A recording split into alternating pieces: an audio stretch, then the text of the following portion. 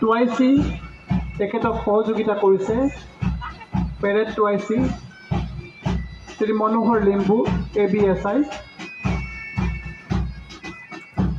1 নং প্লেটুনত 119 number বাটালিয়ন CRPF Rowriah দলটোক নেতৃত্ব প্ৰদান কৰিছে ASI Ali Sher. Platoon number 2 CISF unit ONGC Chinamara দলটোক নেতৃত্ব প্ৰদান কৰিছে SI Ariz Ali.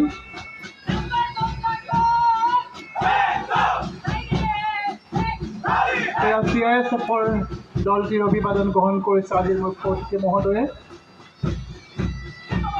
3 number প্লেটুনত Assam police মেল প্লেটুন এই অভিবাদন গ্ৰহণ কৰিছে মুখ্য অতিথি মহোদয়ে। দলটোক নেতৃত্ব প্ৰদান কৰিছে SI শ্ৰী চামিং ফমাং। অসম পুলিচৰ